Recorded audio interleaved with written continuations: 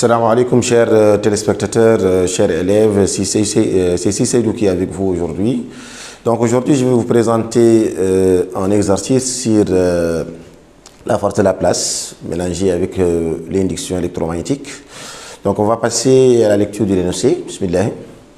Donc on néglige le phénomène d'induction dans les questions 1 et 2. On dispose d'une barre de cuivre Mn homogène de masse M est égale à 40 grammes. De deux rails également de cuivre distantes de D est égale à 20 cm et un générateur G. Les rails sont disposés horizontalement comme le montre la figure 1. La barre qui peut glisser sans frottement le long des deux rails reste perpendiculaire aux rails et maintenant avec eux un contact électrique en M et N. Donc le circuit ainsi constitué est placé dans un champ magnétique uniforme B, dont la direction reste toujours perpendiculaire au plan des rails et de valeur constante B est égale à 0,5 Tesla. Alors, l'intensité I du courant électrique qui parcourt les circuits peut varier. La question 1.1, quelle est la direction et le sens de B pour que la barre s'éloigne du générateur? Allez-y mes chers élèves, donc on va passer à la correction. Donc la figure 1 est là. Ok. Figure 1, 2, 3. Donc ici la question c'est quoi? C'est la direction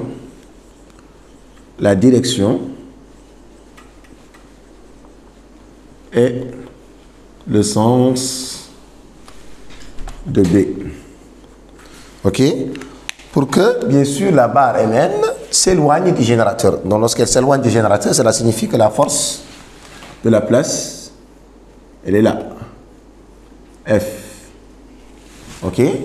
Donc, d'après ici la règle de la main droite, quand on applique la règle de la main droite, on sait que le sens du courant va aller de N vers M.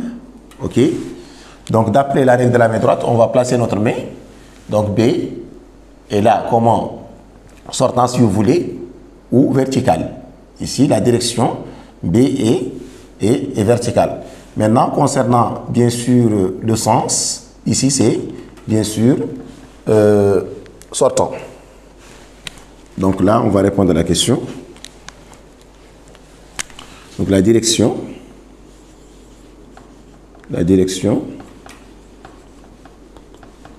on a verticale,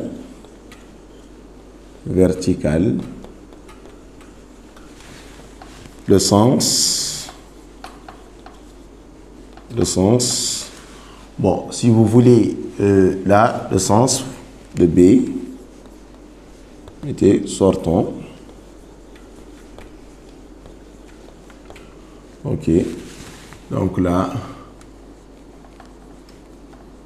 voilà. Donc là, je pense que cette question a été très facile. Donc ici, la question 1.2, on vous demande de calculer l'intensité de la force électromagnétique qui s'exerce sur la barre Mn si I est égal à 5 ampères. Ok? Donc ici, la distance, c'est D. Ok? Au lieu de L, on a mis D. Donc la question 1.2, on vous demande de calculer l'intensité. Donc l'intensité de F. Donc on sait bien sûr la force F est égale à quoi? I, bon, D ici, vectoriel B. Ok? Ça c'est la relation vectorielle. Maintenant, quand on arrive à la relation vectorielle, on aura quoi? On aura F égale à I D B sinus alpha. Or, ici, on sait que B est perpendiculaire à D, ou D est perpendiculaire à B. Donc, alpha, ici, est égal à pi sur 2. Et sinus de pi sur 2 est égal à 1. Donc, F est égal à I dB. Ok? F égale à I dB. Et I, c'est donné, on a donné l'intensité, on a donné D, on a donné B. Là, I, on l'a donné, D, on l'a donné, c'est 20 cm, B, 0,5. Donc, ce que nous donne F est égal à 0,5 Newton. OK? Alors, on continue. Maintenant, la deuxième question, on vous dit que on dispose maintenant des rails verticales. Verticalement, comme l'indique la figure de ci-contre. La barre est munie de 2 crochets qui s'adaptent sur les rails permettant le glissement.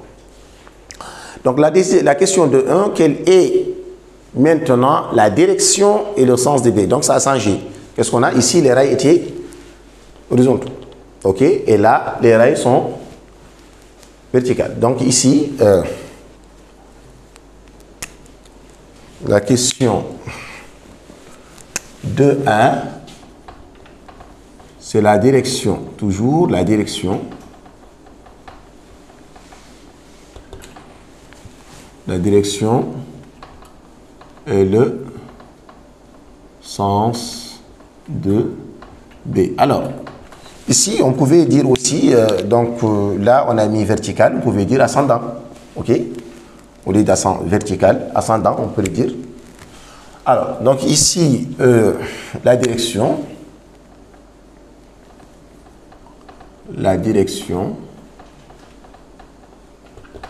Donc ici, très bien. Donc ici, elle se dirige, la barre MN se dirige vers G.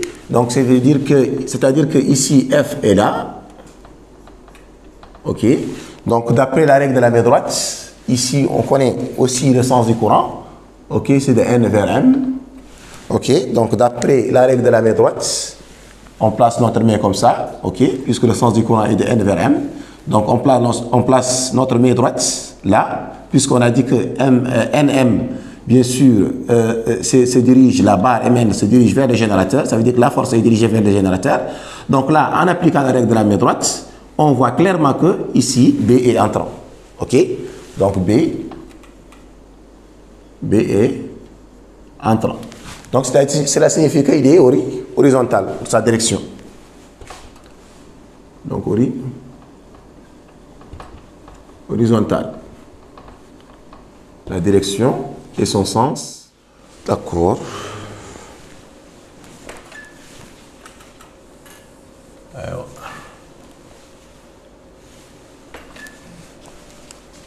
Le sens.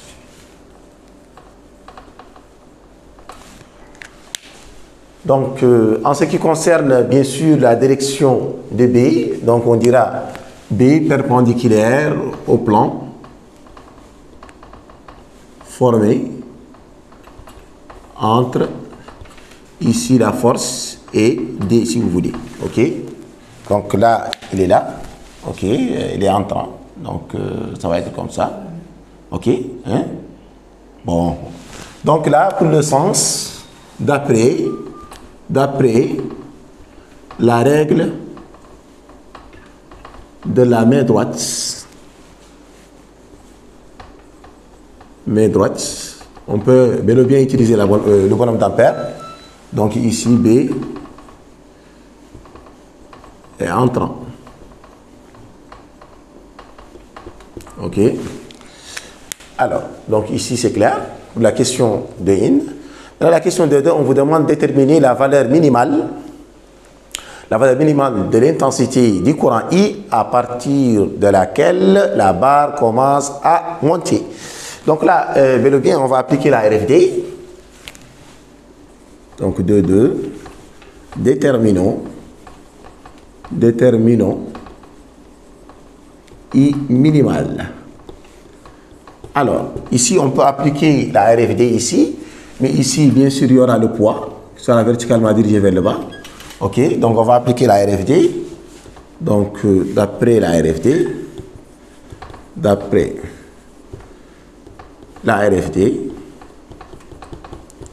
la somme des forces extérieures appliquées est égale à MA. Alors, qu'est-ce qu'on a? On a la force magnétique F plus P est égal à M A. Maintenant, on va faire une projection suivant l'axe Y, Y' si vous voulez. Suivant cet axe, ok. Y'. Ok. Donc, on aura quoi? On aura F moins P est égal à M, A. Ok. Donc, ce qui implique à dire que A est égal à F moins P sur M. Donc, ici, on veut déterminer I minimal. Pour qu'il soit minimal, pour qu'elle soit plutôt l'intensité qu'elle soit minimale, il faut que F moins P sur M soit supérieur ou égal à 0. Ok? Donc, ce qu'on aura ici, F égale, on avait dit BID, ok? Moins MG, le tout sur M, supérieur ou égal à 0. Donc, qu'est-ce qu'on cherche? C'est I. Ok? Donc, on aura, ici on peut bel et bien casser la barre, si vous voulez. BID moins G supérieur ou égal à 0 sur M. Ok? Donc, on aura, ce qui implique à dire que, bon, on fait ça étape par étape, on aura BID sur M supérieur ou égal à G. Ok? Donc, I est supérieur ou égal à quoi? G fois M sur BD. Ok? Donc, I minimal. Donc, en remplaçant I minimal, d'ailleurs, G on l'a, M on l'a, la masse est donnée, B est donnée, D est donnée, donc I minimal, on aura 4 ampères. Après avoir remplacé. Donc ça, c'était la question de 2. Alors, on continue. Maintenant, on passe à la question 3. On vous dit quoi? La barre est maintenant reliée à l'extrémité supérieure d'un ressort parfaitement élastique de raideur K est égal à 10 Newton par mètre, dont l'autre extrémité est fixe, comme le montre la figure 3. Donc la barre s'équilibre lorsque le ressort s'allonge de 1 cm. Calculez alors l'intensité du courant. Donc ici, on va appliquer bien la condition d'équilibre. Ok? Mais là, on va voir quelles sont les forces qui s'appliquent. On aura bien sûr la force magnétique F là. Ok? On aura le poids verticalement dirigé vers le bas. Mais on aura aussi la tension de ressort qui sera là. Attention. Ok? Donc là, on aura 3 forces. Ok? Alors, donc, on a bien signalé que la barre est en équilibre. Ok? La barre MN est en équilibre. Donc ici, on va appliquer la condition d'équilibre et on va tirer l'intensité du courant I tout simplement. Bismillah. Donc la question 3.1. 3.1. Calculons I. Donc à l'équilibre.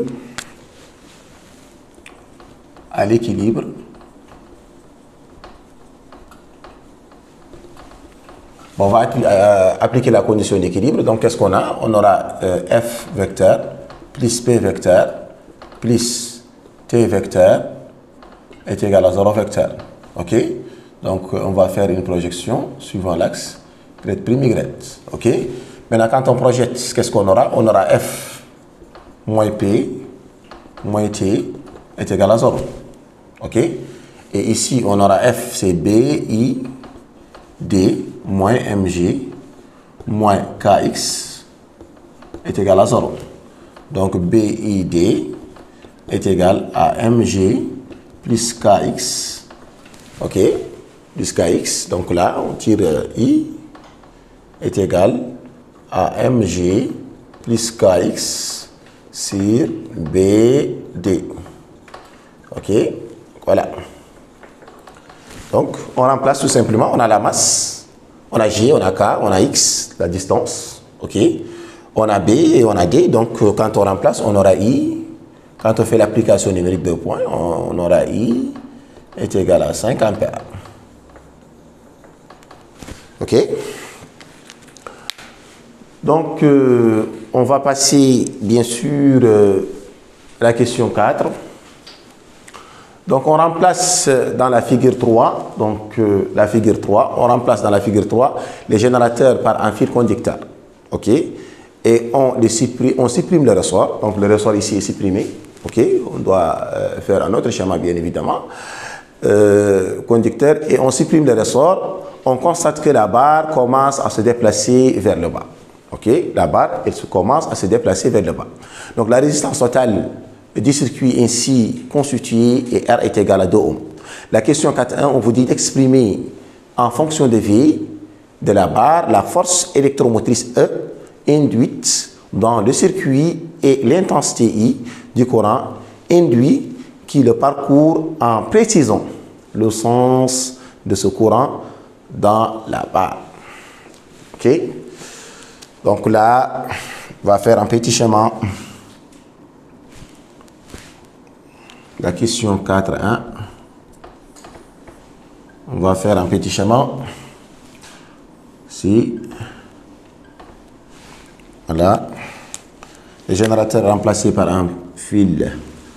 Donc ici, N plutôt M. OK. Donc, commence à se diriger vers le bas. V est dirigé vers le bas. Donc, cela signifie que la force F est dirigée vers le haut. C'est évident. Donc là, entrant. Et là, on va choisir ici sens de la normale, entrant. OK. Donc, le sens du courant n'a pas changé. OK. Donc, voilà. Donc, on peut dire ici N', si vous voulez, M'. OK. Donc là, si vous voulez, c'est la surface. OK. Donc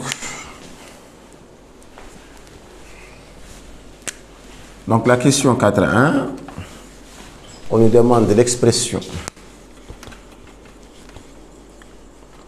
L'expression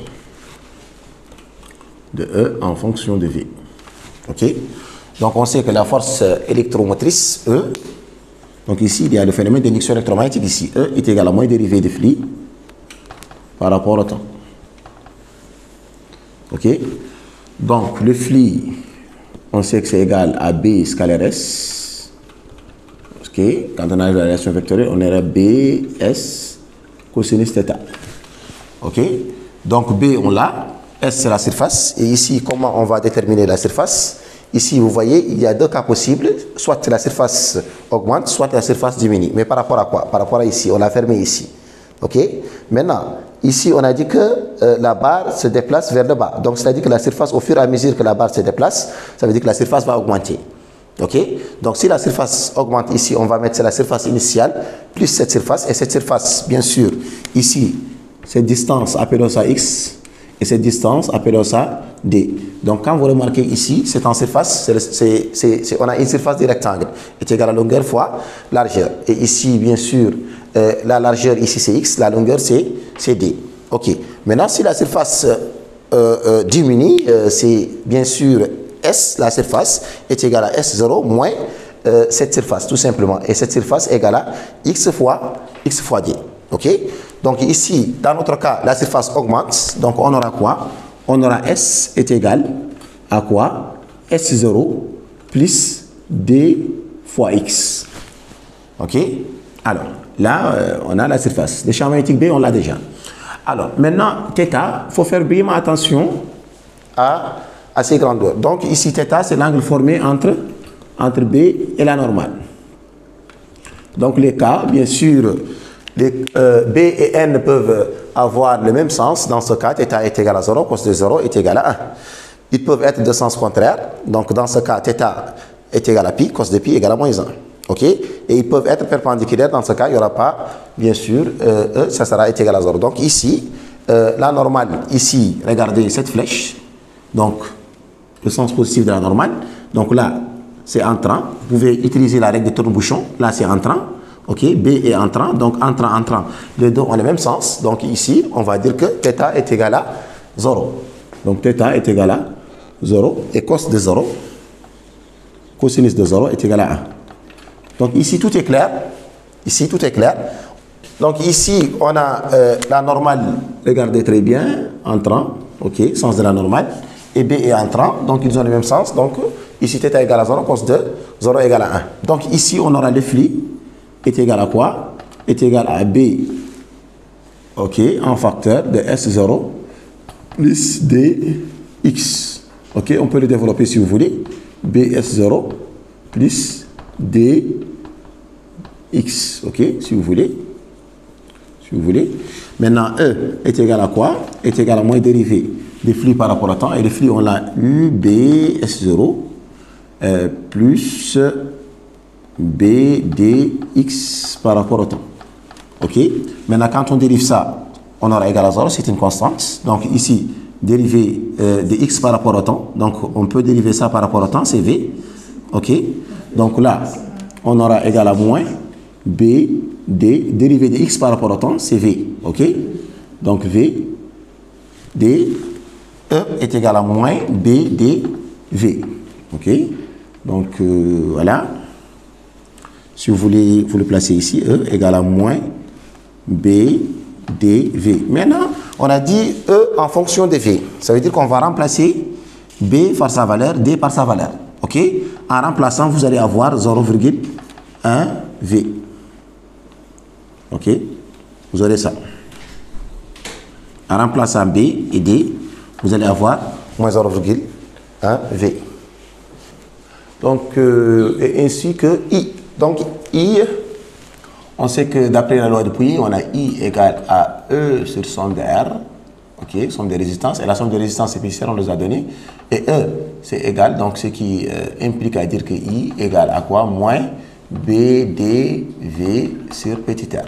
Ok, donc en remplaçant, on a dit I en fonction de, donc I en fonction de V. C'est ce qu'on a dit, n'est-ce pas?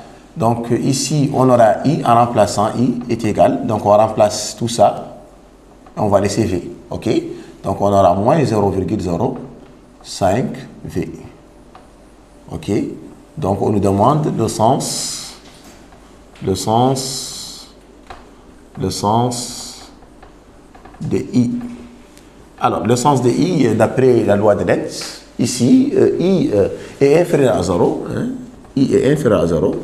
Donc, le courant induit circule dans le sens contraire. Donc, le courant induit circule dans le sens contraire du champ choisi. Contraire. Donc, cela signifie de M vers R. OK? Alors, maintenant, voilà, on a donné les deux expressions. Maintenant, la question 4.2. La question 4.2, qu'est-ce qu'on dit? On a dit déterminer la direction et le sens de la force électromagnétique F qui agit sur la barre Mn animée de la vitesse V, exprimer le module de cette force en fonction de V. 4.2, la dernière question, c'est la question 4.2. Donc, on a dit la direction et le sens. La direction et le sens de F. Après, on va demander le module. Donc, ici, pour la direction. La direction. Donc, ici, la direction, bien sûr, elle est verticale. Elle est verticale. OK. Le sens.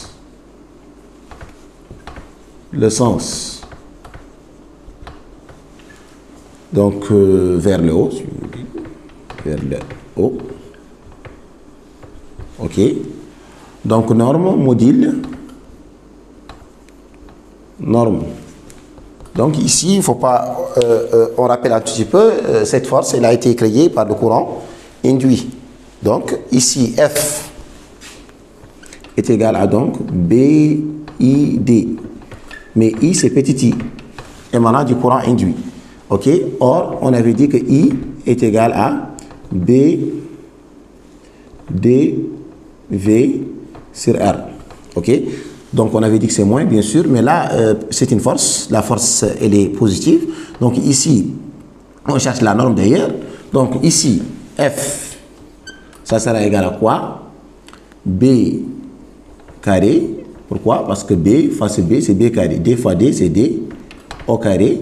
V sur R. OK? Voilà. Donc on a dit d'exprimer la force en fonction de V. C'est la même chose aussi. Et il suffit juste de remplacer B, D, R par leur valeur.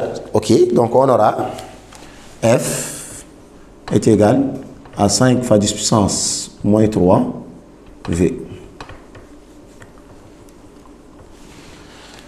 Donc mes chers élèves, je vous remercie. Aujourd'hui, c'est ce que je voulais à vous présenter. J'espère que vous avez très bien compris. Au salam, à la prochaine.